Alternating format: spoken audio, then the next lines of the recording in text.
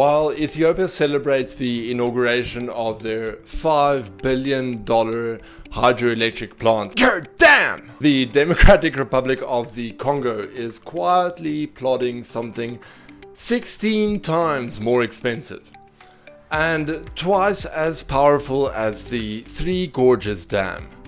That would be the biggest dam in the world, by the way. Well, for now. Yeah, I just have a question. Is this a goddamn? We're talking more African power, baby, and an engineering project so audacious it makes other hydro mega dam projects look like backyard swimming pools. Now, the Grand Dam isn't just big, it's incredibly ambitious. That would be the best pun that I could come up with using Inga. It took me a week, and I don't know if that's good or bad news for you. But the question is this project genius or delusional? Let's dive in. The Democratic Republic of the Congo might not grab your headlines in media like South Africa or Nigeria, but that's just mostly because big media does not want you to know about the wars that Western African, basically every outside power keeps propagating within their borders to basically keep making your iPhones. Anyway, I'll do a in-depth geopolitics piece on them soon. So this is Africa's second largest country by area. It's home to about 95 million people. And the name, of course, comes from the Congo River. No, not the drum. Although the fact that there are two Congos is just so on beat. If we go by depth, that's so hard. It is the world's deepest river, reaching depths of up to 200 meters and enough water discharge to make the Nile look like a garden hose. We're talking about like 41,000 cubic meters per second being emptied out into the ocean. The real magic finds its flow at the Inga Falls. That's a 15-kilometer stretch where the river basically drops 100 meters, creating what is technically the world's largest waterfall. Although I have to admit that there is like this whole extended nerd debate on what is a waterfall.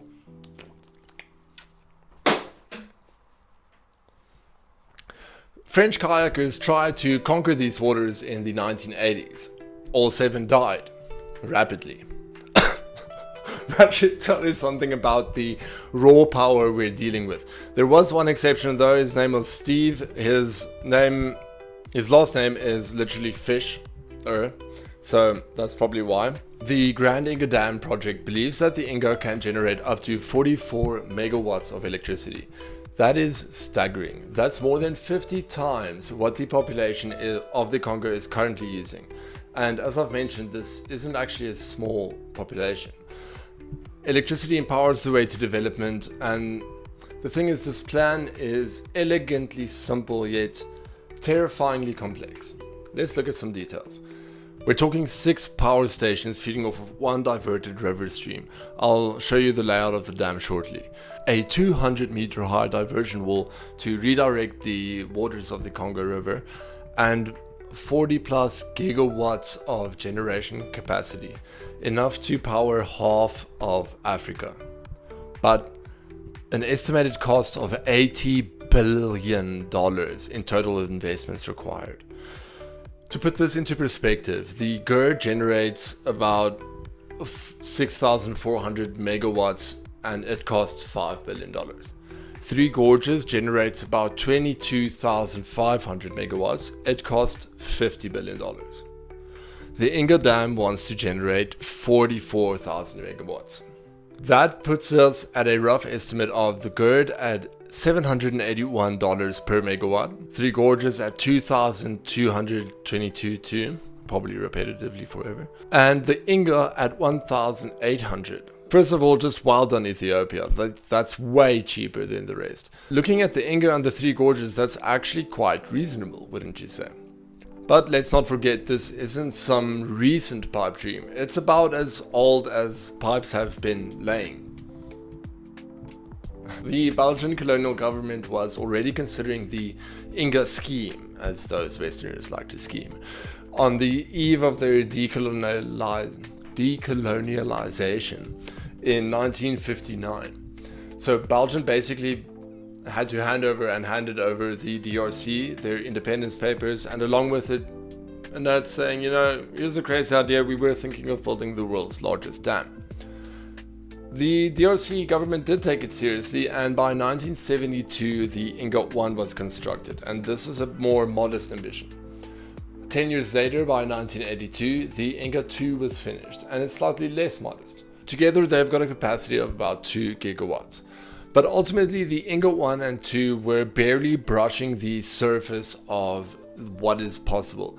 They were built on a side stream of the Inga Falls, as opposed to the thunderous main body of water, and they harnessed less than 5% of the Inga's total potential. Also, this was 50 years ago, keep that in mind, because today the capacity of the Inga dams are unfortunately even lower. Both dams are running at a capacity of just 30% right now due to maintenance failures, and guys, this is the unfortunate other side of Africa at times.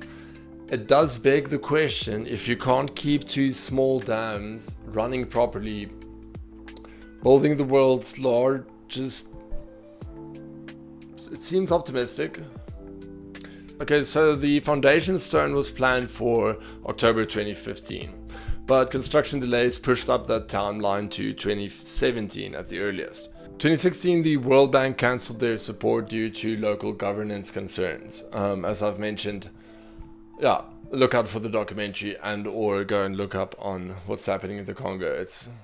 2020, the DRC government launched a preparatory phase and they organized an African Heads of State conference. 2024, that's last year, the World Bank reconsidered the Inga III support. So that is a side project very similar to these we're discussing, a proof of concept.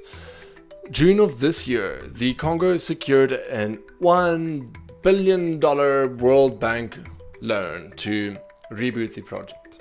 So it is officially live. As of November last year, this was still a project on paper, despite the decades of planning. The current focus is on the Inga III. So this is a smaller 4,800 megawatt plant that would kind of serve as a proof of concept for the larger vision. But what would that larger vision look like? So the Inga I and II were actually built on a side stream, as I've mentioned. And the idea for the Grand Inga is actually a really clever one, utilizing the landscape and the snaking bends of the Congo. First, a giant wall will be built at the southern end of the Bundi Valley, which runs alongside the Inga Falls. This wall will be 200 meters long and block the bottom of the valley, like a plug at the bottom of a bath, and or the side of the bath. It will be fitted with 6 individual power stations, each with enough capacity and hydroelectric turbines to generate somewhere between 4 and 8 gigawatts of power. Next, another wall will be built at the top of the Inga Falls. This wall will divert the flow of the rapids into the Bundi Valley, filling it up like a giant tub. When the water reaches the wall at the southern end of the valley, of course, gravity will send it through, crashing through the turbines of 6 major power plants and generating the estimated 40 gigawatts of power. Here's the brutal reality. Poor countries pay more for everything. And this project being based in the DRC, it faces unique cost multipliers. So we're talking about an infrastructure hell. So unlike China or even Ethiopia, the DRC has virtually no industrial base.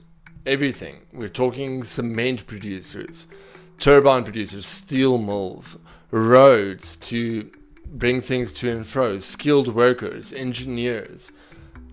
Most, if not all of these things have to be imported and then put on tracks that are not there, put on roads that are not there.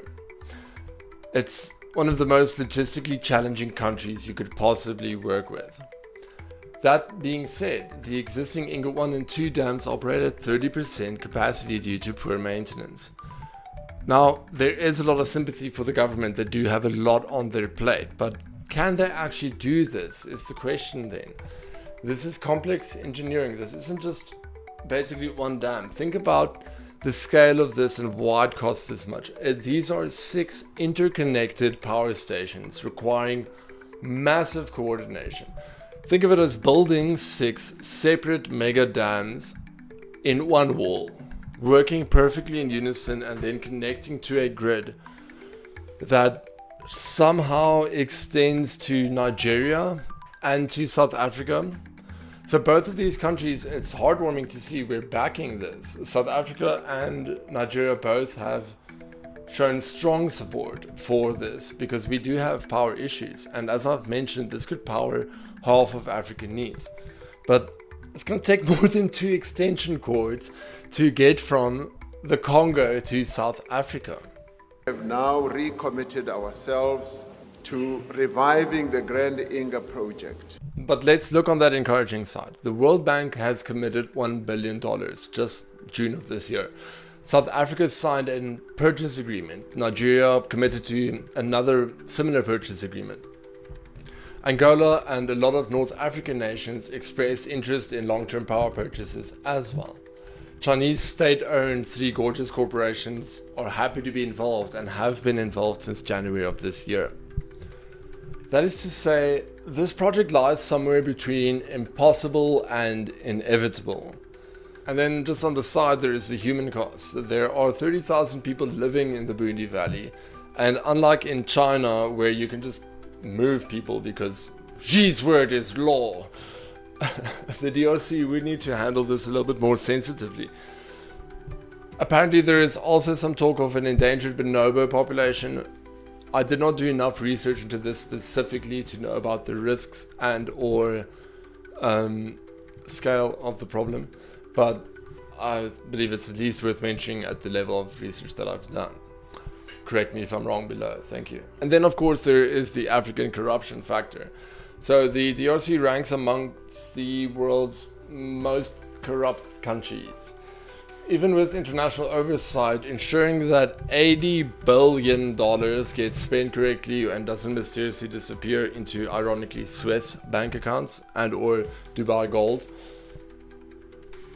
Okay, so why will this definitely happen? There are desperate regional energy needs that make consumers and demand prepaid for.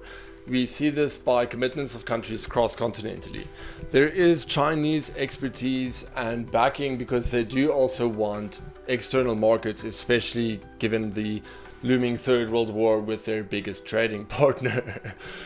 The World Bank has re-engaged with signals of serious intent and international commitment. The African Union is behind this, and the GERD success and initiation just this week proves that African mega dams and green energy are possible. So what makes me doubt it just a little bit? The DRC's government is concerning. $80 billion is a lot of money. And I don't know if we can find that investment, A, and B, if we do, if it can be invested properly. Complex multi-country coordination has historically failed in Africa. Ethiopia has a large part of its success due to its independent gain here. And as we said, it was 16 times smaller, but the gain is comparable if you talk about a localized vision. What makes me happy? This is a continental vision, but the realistic scenario is the Inga III gets built probably by 2030, 2032 as a proof of concept. But when will we see the Grand Inga Dam? If I'm honest, 2040. And I don't get this number from anything that I've read. This is just my own call. So we celebrate Ethiopia's $5 billion success story. They represent an exceptional role model. And the Congo, y'all are betting big. And we're backing you for the future of this continent as well. Even if it's somewhat delusional, that's what makes us African.